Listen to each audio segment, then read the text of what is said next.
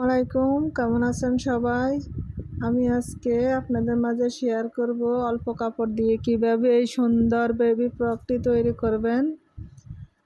তো দেখেন, আমি এখানে পাজামার সাইডের অংশ দিয়ে একটা বেবি ফ্রক তৈরি করছি।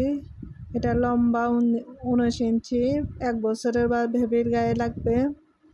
তো এটা কীভাবে তৈরি করছি চলেন। তা আমি এখানে দুটা পাজামার কাপড়ের সাইডের অংশ 8 পিস নিছি। পাজামা কাটলে দেখবেন সাইডে দিয়ে কিছু কাপড় থাকে, 8 পিস কাপড়, 4 পিস করে কাপড় থাকে। তো আমি দুইটা পাজামার কাপড় 2 কালারের নিছি, যেহেতু ডিজাইন করব এই জন্য 2 কালারের নিছি ম্যাচিং করে। তো এখানে আমার 8 পিস কাপড় আছে। তো আমি এই 8 পিস কাপড়কে সমান করে আগে ভাঁজ করে নিতেছি দেখেন।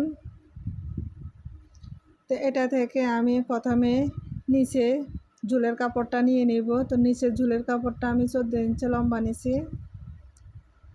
দেখেন 14 ইঞ্চি লম্বা নিয়ে আমি কাপড়টা কেটে ফেলতেছি। তো এভাবে কিছু অল্প কাপড়গুলো, এই কাপড়গুলো দেখা যায় যে ফেলে দেওয়া হয়। কাপড়গুলো দিয়ে যদি আমরা ছোটো ছোটো বেবিদের গায়ে জামা তৈরি করে। তো দেখেন, আমি এখানে বডির জন্য 3 ইঞ্চি কাপড় নিছি। 3 ইঞ্চি থেকে আমি সোজা নিচের দিকে দাগ দিয়ে দিছি। আর এখানে প্রায় 1-1.5 ইঞ্চি পরিমাণে আমি একটা শেপ দিয়ে দিছি। আপনারা দেখবেন রাউন্ড শেপটা যেভাবে দেওয়া হয় এই সেভাবে শেপটা দিয়ে দিবেন। দিয়ে আমি কাপড়টা নিয়ে নিছি। এখানে আমার 8 পিস কাপড় আছে। তো 3 ইঞ্চি, যেহেতু কোমর আমি 3 ইঞ্চি নিছি, তাহলে 24 ইঞ্চি কোমরের মধ্যে আমার হয়ে যাবে। তো আমার যেহেতু কাপড় নাই, আমি উপরে কাপড়টাকে এভাবে পুরো কাপড়, যেখানে 8 পিস কাপড় আছে, এক একটা কালারের সাথে এক একটা কালার জয়েন্ট দিয়ে তো আমি এটাকে বডি তৈরি করব। তো দেখেন আমি কিভাবে জয়েন্ট দেব। এভাবে একটা পার্টের সাথে একটা পার্ট জয়েন্ট দেব, দিয়ে তো আমি বডির উপরে বডির পার্টটা তৈরি করব। আমার ডিজাইনও হবে, বডির পার্টটাও হয়ে যাবে। তো এভাবে আমি দেখেন আমি এটাকে সেলাই নিয়ে আসতেছি। যে সেলাই নেওয়ার পরে এই যে আমার বডির কাপড়টা বাইর হয়ে গেছে, 4 পিস 4 খণ্ড কাপড়।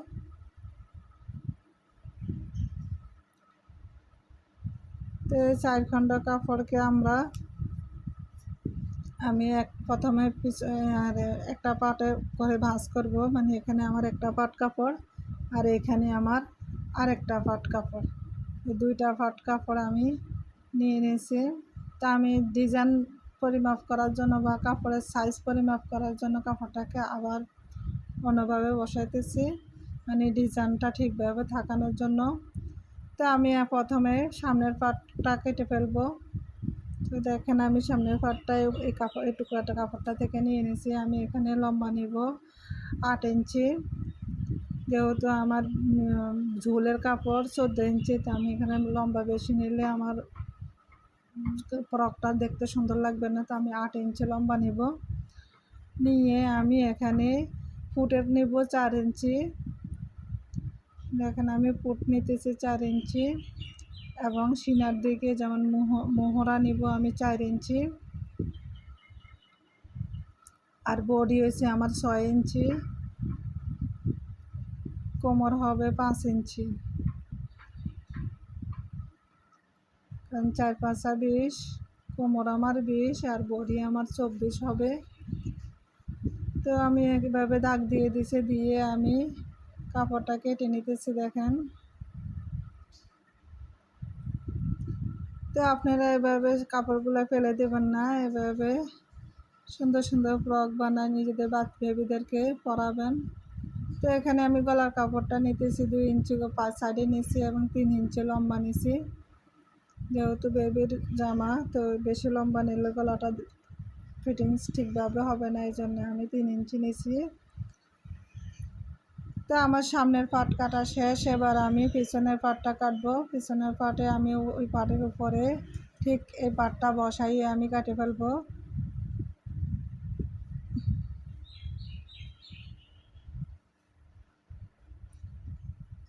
দেখেন আমি পিছনের পাটের গলাটা আমি ছোট করে কাটবো, 1 ইঞ্চি পরিমাণে কাটছি।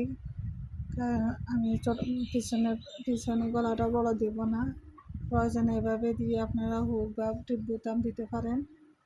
তো আমি এখানে কাপড়টা একটু বসাইয়ে আপনাদেরকে দেখাইতেছি আমি কিভাবে এটা ফিটিংস করব। তো ফিটিংসটা তো আপনারা বুঝতে পারবেন আমি কিভাবে করব। তো আপনাদেরকে এখানে দেখাই দিতেছি, যেহেতু আমি সেলাইটা দেখাইতেছি না, তো আপনাদেরকে দেখাই দিতেছি আমি কিভাবে এটা বসাবো।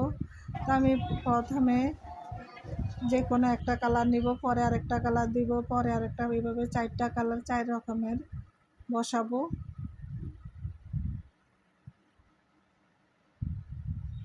দেখেন আমার 4টা খণ্ড 4 রকমের বসানো হয়ে গেছে। তো এভাবে আপনারা প্রত্যেকটা খণ্ডের সাথে প্রত্যেকটা খণ্ড জয়েন দিবেন। তো এটা খেয়াল রাখবেন যে কোনাচা পাটের সাথে কোনাচা পাটের জয়েন দিবেন, সোজা পাটের সাথে সোজা পাটের জয়েন দিবেন। তো আমার এখানে দেখেন আমার ফ্রকটা রেডি হয়ে গেছে। আমি আবার একটু লেস দিয়ে